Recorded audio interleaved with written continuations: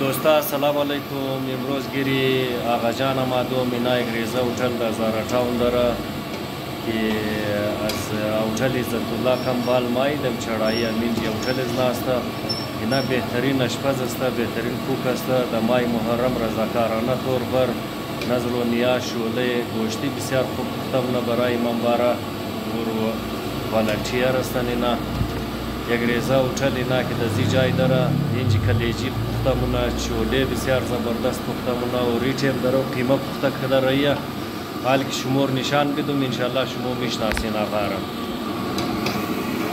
این است آقا ازمو مشهور شخصیت است در زارا تاون، در لمدار رود تمامی را میشناسه دیگه. از کل ای است که یک بهترین هنر داره اینا آشپزی. این مساله شما یا آقا؟ این مساله برای قیمه بور کده اشته دیگه. ټماټر تازه انداخته روی از ما. این ده چند دیر پخته میشه آقا؟ ده چقدر تایم میگیره قیمه؟ یک نیم گنټه. نیم گنټه دوستا آقا مگه قیمه کسته نیم گنټه میلگه.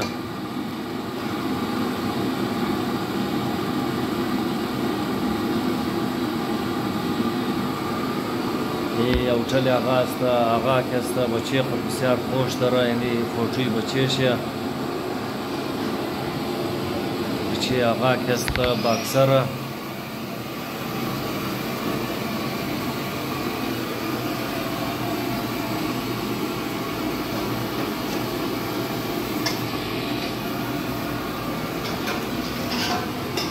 از تو چای ما رو جور کرد.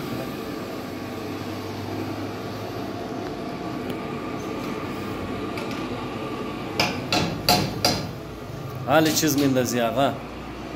حالی مورم آلو جور میندازی. چیز؟ آلو؟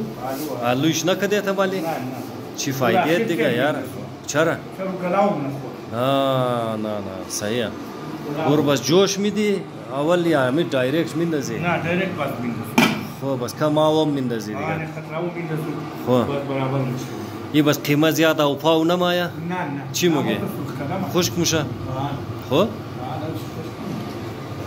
اینا نور معلوم نیست. بس یک بچه تیار. چوله بس از کدام رنگ چوله؟ ذائقهش بازار وریه یا نه کم؟ از کدام خوشی؟ خب؟ ناشتایی پختمونی یا برای چشت؟ نه برای چشت. خب؟ نه پخته نمونه. خب ناشته والا ایش نیا؟ نه زبردست. بدون چشت تیم کسته بس. پختمون ختم کده. شکر خدای خمیک شد. خب دکان خوبان منم چکر میکنم. زبردست دیگه. آقا رایه پس آلو چای مزیر زیاد نمیگیری. نام شم سید آلو موگه بچکشا. پس آلو هم رایه یه غضب دیگه. چایمش زیاد نمیگیری دوستا. اینج بهترین نان چشت شما ده مناسب قیمت یا گرانه؟ ده قیمت که است آقا جان موگه که ده مناسب قیمت نان چشت شما را دستیاب است.